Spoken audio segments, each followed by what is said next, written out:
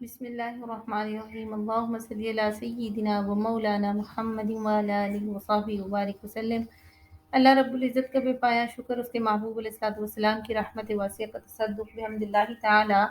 آج ہم پارہ نمبر 24 کے مضامین کو دیکھیں گے اور اس میں جو اللہ رب العزت کے فرامین ہیں انشاءاللہ اس کو سن کر سمجھنے کی، اس پر عمل کی کوشش کریں گے۔ پارہ نمبر 24 فمن ازلم، سورہ زمر کی آیت نمبر 23 سے اس کا آغاز ہوتا ہے اور فرمایا کہ اللہ تعالیٰ نے اس کی پہلی آیت میں فمن ازلم ممن کذب علی اللہ وکذب بالصدق اذ جاءہ الیس فی جہنم مثوی للکافرین، سو اس شخص سے بڑھ کر ظالم کون جو اللہ پر جھوٹ باندھے اور سچ کو جھٹلائے جبکہ وہ اس کے پاس آ چکا ہو، کیا کافروں کا ٹھکانہ دوزخ میں نہیں ہے۔ ان آیتوں میں اللہ رب العزت مشرکین سے خطاب فرما رہا ہے جنہوں نے اللہ تعالیٰ پر بہتان باندھا اور اللہ کی عبادت میں دوسروں کو شریک کر لیا۔ انہوں نے یہ دعویٰ کیا کہ فرشتے اللہ کی بیٹیاں ہیں اور انہوں نے اللہ کے لیے اولاد کو ثابت کیا۔ جب اللہ کے رسول ان کے پاس آئے اللہ کا پیغام لے کر تو انہوں نے اس پیغام کو بھی جھٹلایا، گویا انہوں نے اللہ کو بھی جھٹلایا اور اس کے رسولوں کی بھی تکذیب کی۔ انہوں نے بڑے باطل کام کیے، حق کا انکار کیا، اس لیے اللہ رب العزت نے ان کو وعید سناتے ہوئے فرمایا کیا دوزخ میں کافروں کا ٹھکانہ نہیں ہے۔ اگلی آیت میں فرمایا والذی جاء بالصدق وصدق بہ اولئک هم المتقون، کہ وہ شخص جو سچ لے کر آیا اور جس نے اس کی تصدیق کی وہی لوگ تو متقی ہیں۔ حضرت ابن عباس رضی اللہ تعالیٰ عنہما نے فرمایا صدق سے مراد لا الہ الا اللہ ہے اور اس کو لانے والے اور اس کی تصدیق کرنے والے رسول اللہ صلی اللہ علیہ وآلہ وسلم ہیں، کیونکہ سب سے پہلے آپ نے لا الہ الا اللہ پڑھا اور سچے دین کی تصدیق کی۔ آیت نمبر 42 میں ذکر کیا گیا اللہ یتوفی الانفس حین موتها، اللہ جانوں کو ان کی موت کے وقت قبض کر لیتا ہے اور ان جانوں کو جنہیں موت نہیں آئی ہے ان کی نیند کی حالت میں پھر ان کو روک لیتا ہے جن پر موت کا حکم صادر ہو چکا ہو اور دوسری جانوں کو مقررہ وقت تک چھوڑے رکھتا ہے، بے شک اس میں ان لوگوں کے لیے نشانیاں ہیں جو غور و فکر کرتے ہیں۔ یہاں پر ذکر یہ کیا جا رہا ہے کہ ہر جاندار کی روح اللہ تعالیٰ کے قبضے، تصرف اور اختیار میں ہے۔ اللہ تعالیٰ جب چاہتے ہیں روح قبض کر لیتے ہیں، جب چاہتے ہیں واپس کر دیتے ہیں۔ جیسے انسان سو جاتا ہے تو روح ایک حیثیت سے قبض ہو جاتی ہے اور بیداری کے وقت واپس لوٹا دی جاتی ہے۔ بسا اوقات نیند میں روح قبض ہوتی ہے اور بالکل واپس نہیں ہوتی، یعنی موت واقع ہو جاتی ہے۔ آیت نمبر 53 میں بڑا خوبصورت ذکر فرمایا قل یا عبادی الذین اسرفوا علی انفسہم لا تقنطوا من رحمت اللہ ان اللہ یغفر الذنوب جميعا انہ هو الغفور الرحیم۔ آپ فرما دیجئے اے میرے وہ بندوں جنہوں نے اپنی جانوں پر زیادتی کر لی، تم اللہ کی رحمت سے مایوس نہ ہونا، بے شک اللہ سارے گناہ معاف فرما دیتا ہے اور یقیناً وہ بڑا بخشنے والا اور بڑا رحم فرمانے والا ہے۔ یہ آیت گناہ گاروں کے لیے بڑی ہی امید افزا ہے۔ نبی کریم صلی اللہ علیہ وسلم نے کچھ لوگوں کو دین اسلام کی دعوت دی تو انہوں نے کہا کہ آپ ہمیں جو دعوت دے رہے ہیں یہ تو بہت اچھی لگتی ہے، لیکن ہم نے بہت سارے گناہ کیے ہوئے ہیں، ہم نے شراب پی ہے، قتل کیا ہے، زنا کیا ہے، اگر ہم مان لے آئے تو کیا ہمارے یہ سارے گناہ معاف ہو جائیں گے، ہماری توبہ قبول ہو جائے گی؟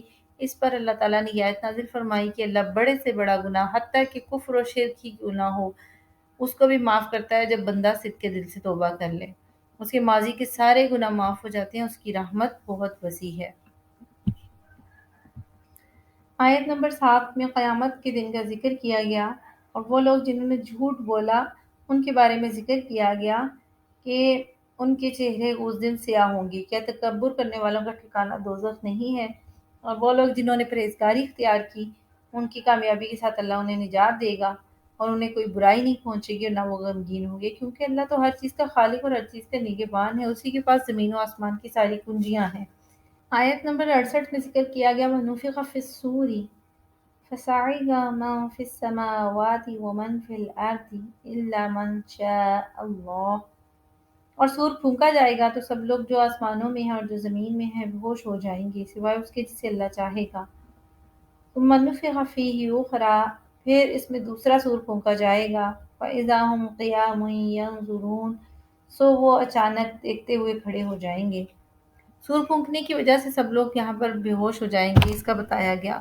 پھر سب مر جائیں گے اور جو پہلے مر چکی ہیں ان کی روحیں بے ہوش ہو جائیں گی۔ آپ صلی اللہ علیہ وسلم نے فرمایا، سور پھونکنے کے اثر سے جو موت واقع ہوگی اس سے جبریل، اسرافیل، میکائیل اور ملک الموت محفوظ رہیں گے، لیکن بعد میں ان کو بھی موت آ جائے گی اور سوائے اللہ تبارک و تعالیٰ کے کوئی زندہ نہیں رہے گا۔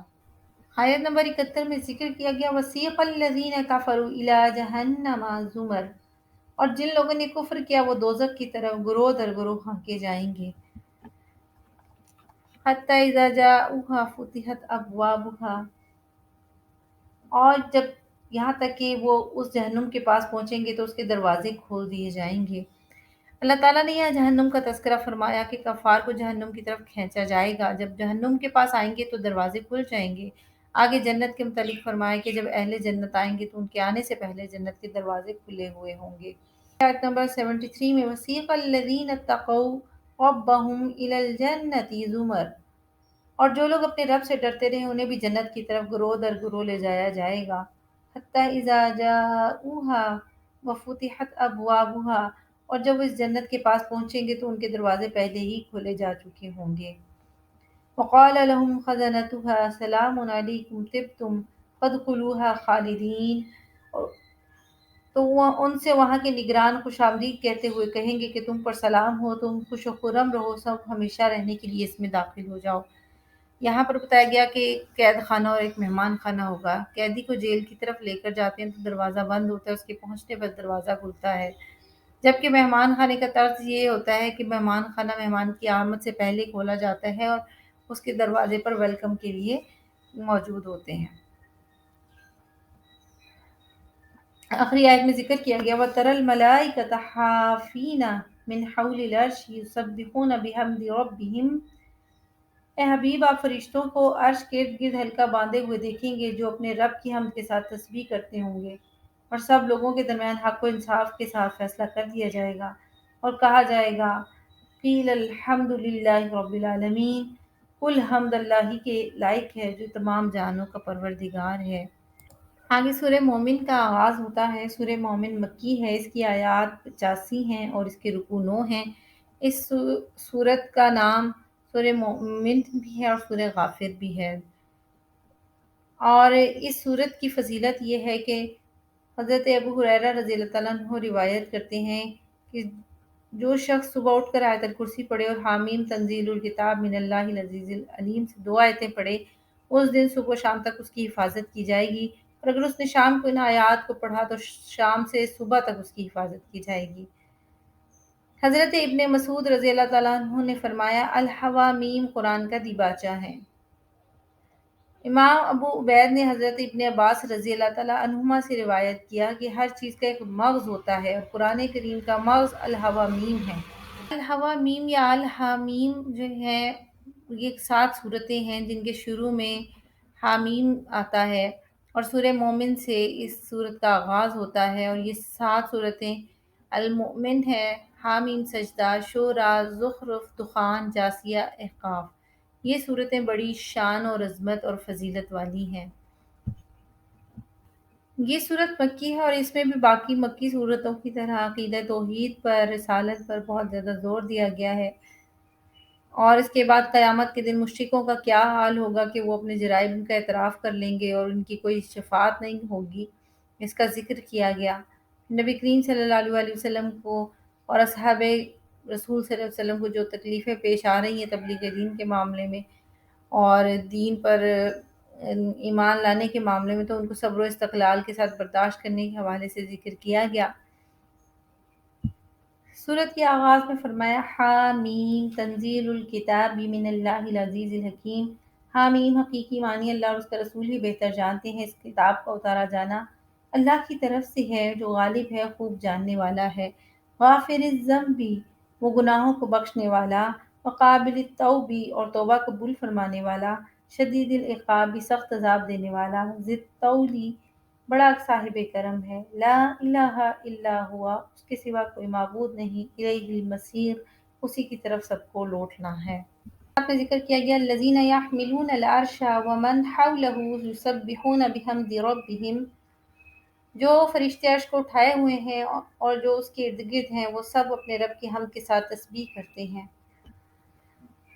یہاں پر ذکر یہ کیا جا رہا ہے کہ حاملین عرش کے حوالے سے ان کی آسمانوں کے کناروں پر فرشتے ہوں گے اور آپ کے رب کے عرش کو اس دن 8 فرشتے اٹھائے ہوئے ہوں گے۔ سورہ حاقہ کی آیت نمبر 17۔ حضرت عباس بن عبد المطلب رضی اللہ تعالیٰ عنہ بیان کرتے ہیں کہ میں بطحا میں تھا، وہاں ایک جماعت میں رسول اللہ صلی اللہ علیہ وآلہ وسلم موجود تھے۔ اچانک ایک بادل گزرا، نبی کریم صلی اللہ علیہ وآلہ وسلم نے اسے دیکھ کر پوچھا تم اس کو کیا کہتے ہو؟ مسلمانوں نے کہا سحاب۔ آپ نے فرمایا اور مزن بھی کہتے ہو؟ انہوں نے کہا مزن بھی بولتے ہیں۔ پھر فرمایا اور انان بھی کہتے ہو؟ انہوں نے کہا ہاں ہم انان بھی کہتے ہیں۔ آپ نے فرمایا کیا تم جانتے ہو کہ آسمان اور زمین میں کتنا فاصلہ ہے؟ انہوں نے کہا ہم نہیں جانتے۔ آپ نے فرمایا ان کے درمیان 71 72 یا 73 سال کا فاصلہ ہے۔ پھر اس آسمان کے اوپر جو دوسرا آسمان ہے ان کے درمیان بھی اتنا ہی فاصلہ ہے، حتیٰ کہ آپ نے 7 آسمان گنوا دیے۔ پھر 7ویں آسمان کے اوپر ایک سمندر ہے، اس کی اوپری سطح اور اس کی گہرائی کے درمیان بھی اتنا ہی فاصلہ ہے جتنا یہ آسمانوں کے درمیان۔ پھر اس کے اوپر 8 فرشتے پہاڑی بکروں کی صورت میں ہیں جو کہ حاملین عرش ہیں، جن کے کھروں سے ان کے گھٹنوں تک کا فاصلہ بھی اتنا ہی ہے، اور ان کی پیٹھوں کے اوپر عرش ہے، اور اس کے اوپر کی سطح اور نچلی سطح کے درمیان بھی اتنا ہی فاصلہ ہے جتنا ایک آسمان سے دوسرے آسمان کا۔ پھر عرش کے اوپر اللہ تعالیٰ ہے۔ اسی سورہ مومن کی آیت نمبر 7 کا پورا ترجمہ سماعت کیجیے کہ وہ فرشتے اپنے رب کی حمد کے ساتھ تسبیح کرتے ہیں اور اس پر ایمان رکھتے ہیں، اور پھر وہ اہل ایمان کے لیے دعائے مغفرت کرتے ہیں۔ یہ عرض کرتے ہیں کہ ہمارے رب تو اپنی رحمت اور علم سے ہر شے کا احاطہ فرمائے ہوئے ہے، بس ان لوگوں کو بخش دے جنہوں نے توبہ کی، تیرے راستے کی پیروی کی اور انہیں دوزخ کے عذاب سے بچا لے۔ تو گویا یہاں پر ہمیں فرشتوں کا طریقہ دعا کا معلوم ہوا کہ وہ اللہ کی حمد و ثنا بیان کرتے ہیں، اور پھر اس کے بعد اہل ایمان کے لیے دعائے مغفرت کرتے ہیں۔ ہمیں بھی یہاں سے یہ پتہ ہونا چاہیے کہ ہم دعا کریں تو اسی طریقے پر جو کہ فرشتوں کا طریقہ تھا، اور پھر جنہوں نے توبہ کی ان کی بخشش کی دعا کرنی، یہ وتیرہ ہمارا بھی ہونا چاہیے۔ جنہوں نے توبہ کی، تیرے راستے کی پیروی کی، اللہ انہیں دوزخ کے عذاب سے بچا لے۔ آیت نمبر 10 میں ارشاد کیا گیا ان الذین کفروا ینادون لمقت اللہ اکبر، بے شک جنہوں نے کفر کیا انہیں پکار کر کہا جائے گا آج تم سے اللہ کی بیزاری تمہاری جانوں سے، تمہاری اپنی بیزاری سے زیادہ بڑی ہوئی ہے، جبکہ تم ایمان کی طرف بلائے جاتے تھے مگر تم انکار کر دیتے تھے۔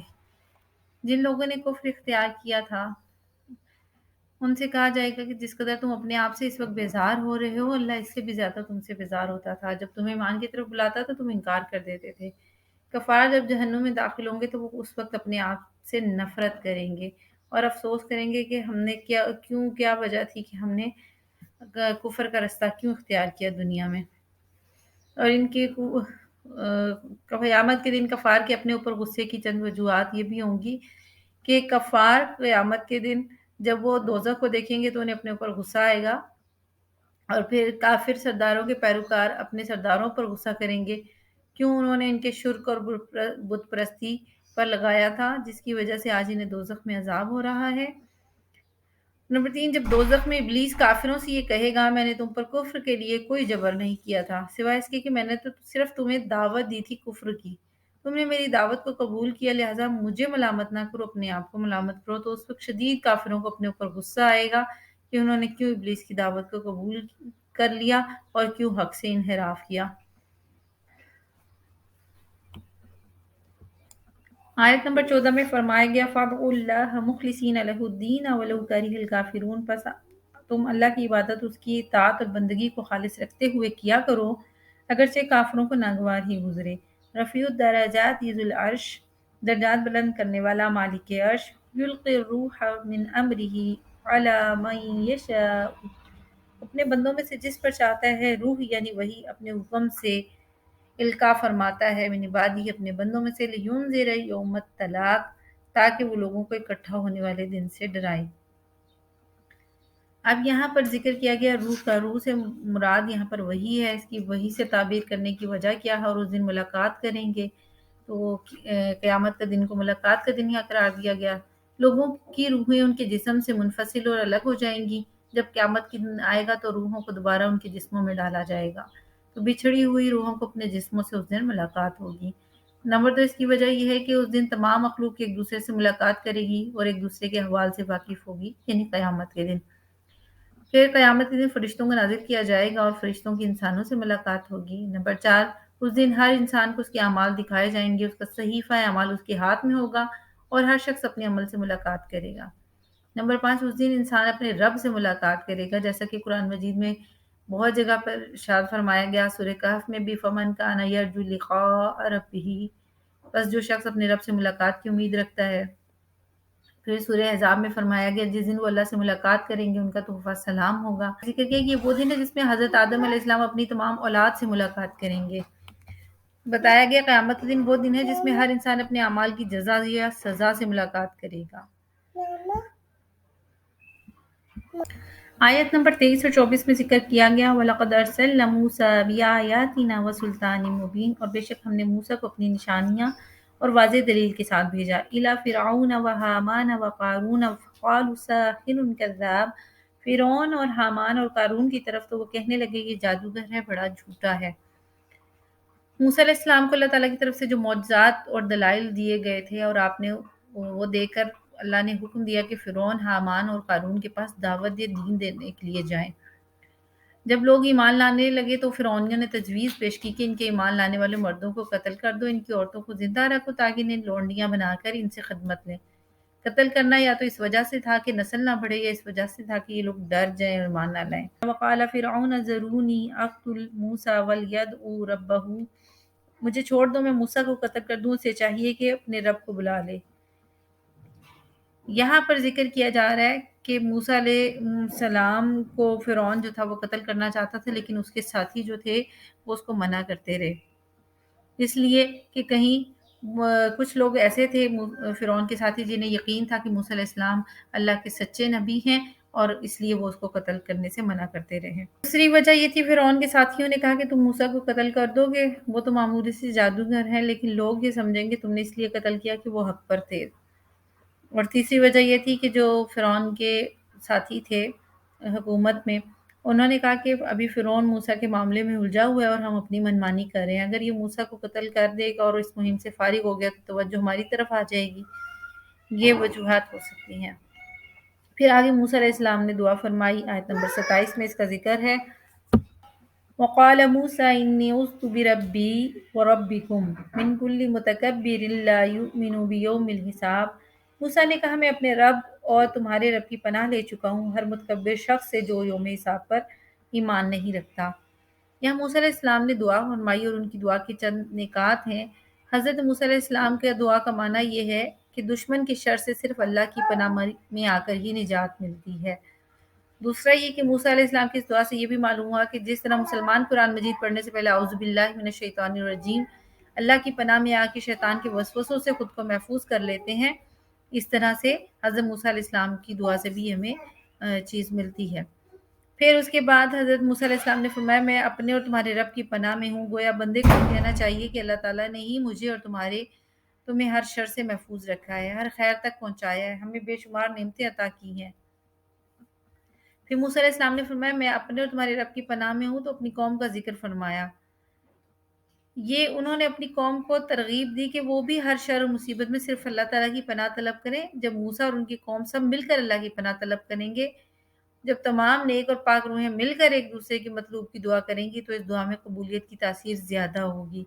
پھر حضرت موسیٰ علیہ السلام نے اپنی دعا میں دو شخصوں سے پناہ طلب کی ہے، متکبر اور منکر حساب سے، کہ جو شخص متکبر ہو، یوم حساب کا منکر ہو، اس کا تکبر لوگوں کو اذیت دیتا ہے۔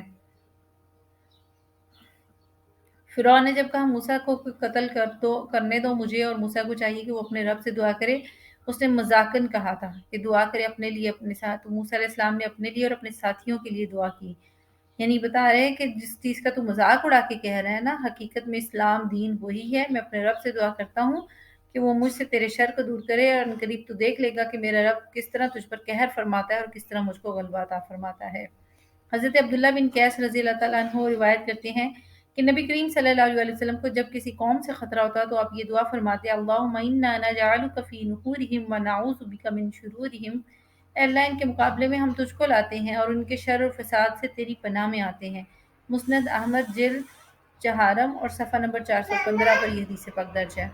آیت نمبر 28 میں ذکر کیا گیا وقال رجل مؤمن من آل فرعون یکتم ایمانہ اتقتلون رجلا ان یقول ربی اللہ، اور ملت فرعون میں سے ایک مرد مومن نے کہا جو اپنا ایمان چھپائے ہوئے تھا، کیا تم ایک ایسے شخص کو قتل کرتے ہو جو اور وہ اس لیے کہ وہ کہتا ہے کہ میرا رب اللہ ہے؟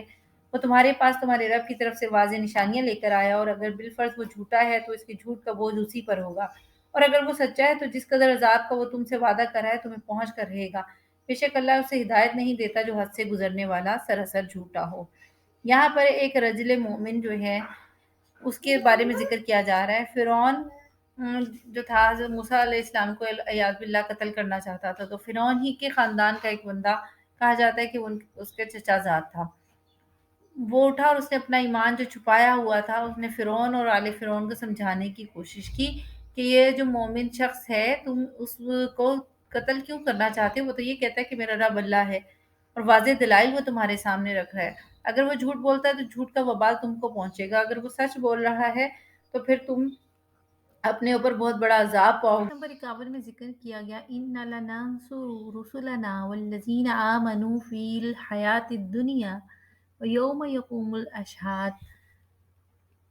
اللہ تعالیٰ نے وعدہ کیا ہے کہ ہم اپنے نبیوں کے اور ان پر ایمان لانے والوں کی دنیوی مدد اور نصرت بھی کرتے ہیں۔ اکثر انبیاء اکرام کے ساتھ تو یہ وعدہ دنیا میں ان کی موجودگی میں پورا ہوا، جیسے غزوہ بدر اور فتح مکہ کے موقع پر، اور بعض انبیاء علیہ السلام جیسے حضرت یحییٰ، حضرت زکریا، شعیب علیہ السلام کے دنیا سے جانے کے بعد ان کے دشمنوں سے انتقام لینے کی صورت میں پورا ہوا۔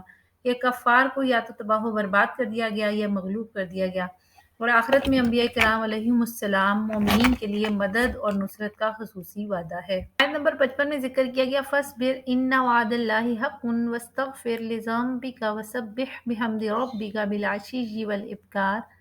اس آیت کریمہ میں نبی کریم صلی اللہ علیہ وسلم کو 3 چیزوں کے کرنے کا حکم دیا۔ ایک یہ کہ آپ صبر کیجئے اور آپ بخشش طلب کیجئے اپنے ان لوگوں کی، ان معاملات کی جو آپ یعنی آپ کے توسط سے نبی کریم صلی اللہ علیہ وسلم کی امت کو یہ حکم دیا جا رہا ہے کہ آپ حضور کے وسیلے سے بخشش طلب کیجئے، اور حضور صلی اللہ علیہ وسلم بھی بخشش طلب کرتے ہیں۔ حضور کی سنت یہ ہے کہ نبی کریم صلی اللہ علیہ وسلم نے فرمایا کہ میں دن میں 70 بار یا اس سے زائد بار استغفار کرتا ہوں۔ وَسَبِّحْ بِحَمْدِ رَبِّكَ، اور اپنے رب کی تسبیح بیان کیجیے، اس کی تعریف کرتے ہوئے بالعشی والابکار، صبح اور شام کو، صبح شام اللہ کی تسبیح اور تحمید کریں۔ اب امت کا فریضہ یہ ہے کہ وہ اپنے بہت سارے ایسے کام جو اس کو نہیں ہم لوگوں نے کرنا، یا اپنا خالی وقت جو ہم نے گزارا، بیکار وقت گزارا، اور بہت سی ایسی چیزیں جو ہم سے سرزد ہو جائیں، جو بیسیکلی گناہ تو نہیں ہیں لیکن پھر بھی اللہ تعالیٰ نے حضور نبی صلی اللہ علیہ وسلم کے ذریعے، چونکہ اللہ نے حضور نبی صلی اللہ علیہ وسلم کو معصوم عن الخطا بنایا، لیکن استغفار کا یہ حکم دیا تاکہ آپ کی امت کو معلوم ہو جائے، سبق انہیں یہ مل جائے کہ نبی کریم صلی اللہ علیہ وسلم معصوم ہونے کے باوجود اتنی کثرت سے اپنے ایسے گناہوں پر معافی مانگتے ہیں جو حقیقت میں گناہ نہیں۔ تو جو لوگ پھر معصوم نہیں ہیں، گناہوں سے پاک نہیں ہیں، تو انہیں تو پھر اس وتیرے کو بہت زیادہ اپنانا ہے۔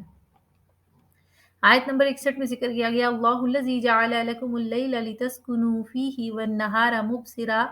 اللہ تعالیٰ نے جو انعامات اپنے بندوں کو عطا فرمائے ہیں، ان میں سے 2 نعمتیں رات اور دن ہیں۔ دن کو اس لیے بنایا کہ انسان روشنی میں اپنے کام کاج کرے، دیگر معاملات دیکھے، گھر چلا سکے، اپنے کاروبار زندگی چلا سکے، اور جب تھک جاتا ہے تو اللہ تعالیٰ نے سکون اور آرام کے لیے رات بنائی ہے۔ اندھیرا چھا جاتا ہے اور انسان رات کو سکون حاصل کرتا ہے۔ آیت نمبر 83 میں ذکر کیا گیا فَلَمَّا جَاءَتْهُمْ رُسُلُهُم بِالْبَيِّنَاتِ وَفَرِحُوا بِمَا عِندَهُم مِّنَ الْعِلْمِ وَحَاقَ بِهِم مَّا كَانُوا بِهِ يَسْتَهْزِئُونَ۔ پھر جب ان کے پیغمبر ان کے پاس واضح نشانیاں لے کر آئے تو ان کے پاس جو دنیاوی علم و فن تھا وہ اس پر اتراتے رہے، اور اسی حال میں انہیں اس عذاب نے آ گھیرا جس کا وہ مذاق اڑایا کرتے تھے۔ یہاں علم سے مراد دنیاوی زندگی کا ظاہری علم و فن اور ظاہری ہنر ہے۔ اس پر اکڑتے رہے، کہتے رہے ہم کیوں کلمہ حق قبول کریں۔ پھر جب اللہ تعالیٰ کا عذاب انہوں نے اپنی آنکھوں سے دیکھا تو ایمان قبول کرنے لگے۔ یہ نزاع کی حالت کے وقت کا ایمان تھا، اور ایسا ایمان معتبر نہیں تو انہیں نقصان بھی اٹھانا پڑا۔ سورہ حامیم سجدہ کا آغاز ہوتا ہے، مکیہ صورت ہے، آیات اس کی 54 ہیں اور رکوع اس کے 6 ہیں۔ حامیم اس کی حقیقی معنی اللہ اور اس کے رسول ہی بہتر جانتے ہیں۔ تنزیل من الرحمن الرحیم، نہایت مہربان بہت رحم فرمانے والے رب کی طرف سے اتارا جانا ہے۔ اس سورت کا دوسرا نام سورہ فصلات ہے۔ ایک مرتبہ رسول اللہ صلی اللہ علیہ وسلم بیت اللہ میں تشریف فرما تھے۔ ابو الولید عتبہ بن ربیعہ نے آ کر آپ کو پیشکش کی کہ اگر آپ کو حکومت چاہیے تو ہم آپ کو اپنا حاکم بناتے ہیں، اگر پیسے چاہیے تو اکٹھے کر لیتے ہیں، اگر آپ پر کسی جن کا اثر ہے تو ہم علاج کرواتے ہیں، مگر آپ اپنی تبلیغ چھوڑ دیں، ہمارے مذہب اور بتوں کو برا بھلا نہ کہیں۔ آپ صلی اللہ علیہ وسلم نے اس کے جواب میں اس سورت کی تلاوت شروع کر دی۔ جب آپ صلی اللہ علیہ وسلم یہاں پہنچے، فَإِنْ أَعْرَضُوا فَقُلْ أَنذَرْتُكُمْ صَاعِقَةً مِثْلَ صَاعِقَةِ عَادٍ وَثَمُودَ، تو پھر ابو الولید پر خوف طاری ہو گیا۔ اس نے اپنا ہاتھ نبی کریم صلی اللہ علیہ وسلم کے منہ مبارک پر رکھا اور کہا کہ میں اپنے خاندان اور قرابت کا واسطہ دیتا ہوں کہ رک جائیں اور آگے نہ بڑھیں۔ عتبہ نے واپس اپنے لوگوں کے پاس آ کر کہا کہ میں اس نتیجے پر پہنچا ہوں کہ بہتری یہی ہے، تم لوگ ان کو ان کے حال پر چھوڑ دو، یعنی حضور صلی اللہ علیہ وسلم کو۔ آگے آیت نمبر 5 کا ترجمہ ہے کہ کہتے ہیں کہ ہمارے دل اس چیز سے غلافوں میں ہے جس کی طرف آپ ہمیں بلاتے ہیں، اور ہمارے کانوں میں بہرے پن کا بوجھ ہے اور ہمارے اور آپ کے درمیان پردہ ہے، سو آپ اپنا عمل کرتے رہیے، ہم اپنا عمل کرنے والے ہیں۔ ان کے پردے ہٹانے اور سننے پر آمادہ کرنے کے لیے فرما دیجئے، اے کافروں، میں ظاہراً آدمی ہونے میں تو تم جیسا ہی ہوں، پھر مجھ سے اور میری دعوت سے اس قدر کیوں گریزاں ہو؟ میری طرف یہ وحی جو بھیجی گئی ہے کہ تمہارا معبود فقط معبود یکتا ہے، بس تم اسی کی طرف سیدھے متوجہ رہو اور اس سے مغفرت چاہو، اور مشرکوں کے لیے ہلاکت ہے۔ حالانکہ ان کے درمیان پردہ نہیں تھا، اور اگر ہوتا تو یقیناً حضور پھر صلی اللہ علیہ وسلم آدمیت کی صورت میں، آدمی کی شکل میں، بشر کی صورت میں نہ تشریف لاتے، اگر اور بشر کو وحی سے نوازا جانا یہ آپ کی فضیلت تھی۔ فَأَمَّا عَادٌ فَاسْتَكْبَرُوا فِي الْأَرْضِ بِغَيْرِ الْحَقِّ، بس عاد نے تکبر کیا زمین میں۔ اللہ تعالیٰ نے اب باقی ساری آیات جو تھیں اس میں قوم عاد اور سمود کا ذکر کر کے فرمایا کہ وہ اپنے آپ کو بہت قوت اور طاقت والا خیال کرتے تھے، تکبر و غرور کی وجہ سے اپنے پیغمبروں پر ایمان نہیں لائے تو برباد ہو گئے۔ اللہ تعالیٰ فرماتے ہیں اگر تم بھی ایسا ہی کرو گے تو تم بھی ہلاک اور برباد ہو جاؤ گے، تمہارے ساتھ بھی وہی معاملہ ہوگا۔ آیت نمبر 30 میں اہل ایمان کا ذکر کیا جا رہا ہے، الذین قالوا ربنا اللہ ثم استقاموا، وہ لوگ جو اہل ایمان انہوں نے کہا کہ ہمارا رب اللہ ہے، اور پھر اس پر استقامت اختیار کی، ثابت قدم رہے، مضبوطی کے ساتھ دین پر جمے رہے، نتیجتاً اللہ نے ان کے حزن اور غم مٹا دیے، اور وہ اللہ کے مہمان اس کی رحمت کے مستحق ہوتے ہیں۔ آیت نمبر 42 میں حفاظت قرآن مجید کا ذکر کیا گیا۔ آیت نمبر 42 میں ذکر کیا گیا حفاظت قرآن حکیم کے حوالے سے، لا یأتیہ الباطل من بین یدیہ ولا من خلفہ تنزیل من حکیم حمید، باطل اس قرآن کے پاس نہ اس کے سامنے سے آ سکتا ہے نہ ہی اس کے پیچھے سے، بڑی حکمت والے بڑے حمد والے رب کی طرف سے اتارا ہوا ہے۔ قرآن کریم ایک ایسی آسمانی کتاب ہے جس کی حفاظت کی ذمہ داری خود اللہ نے لی ہے۔ جس طرح قرآن کریم کے الفاظ محفوظ ہیں، اسی طرح اس کے معنی بھی محفوظ ہیں۔ من بین یدی سے مراد ظاہر الفاظ قرآن ہے، من خلفی سے مراد باطن ہے، جو سامنے ہے وہ نظر آتا ہے، جو پیچھے وہ نظر نہیں آتا۔ قرآن کا ظاہر بھی محفوظ ہے، قرآن کا باطن بھی محفوظ ہے، نہ کوئی قرآن کا لفظ بدل سکتا ہے نہ ہی معنی۔ جو کوشش کریں گے وہ رسوا ہوں گے، بالآخر حق ہی غالب رہے گا۔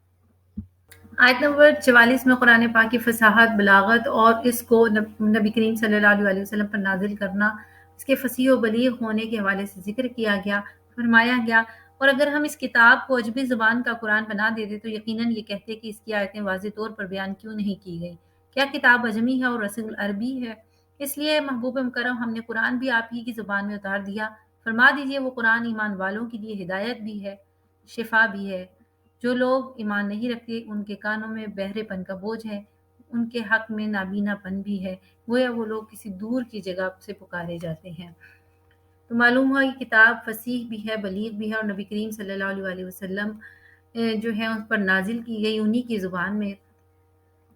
یہ کتاب فصاحت اور بلاغت کے اتنے اونچے معیار پر ہے کہ اہل عرب جنہیں اپنی فصاحت اور بلاغت پر ناز ہے وہ بھی اس کی ایک آیت کی مثل لانے پر عاجز آ گئے۔ یہ اس بات کی واضح دلیل ہے کہ یہ کلام کسی مخلوق کا نہیں بلکہ اللہ تبارک و تعالیٰ کا ہے۔ رب کائنات اپنے اس کلام پاک کی تمام تر حکمتیں، اس کے رموز، اس کے اسرار ہمیں سمجھنے کی توفیق عطا فرمائے اور ہمیں ان پر عمل کی توفیق نصیب ہو۔ آخر دعوانا ان الحمد للہ رب العالمین۔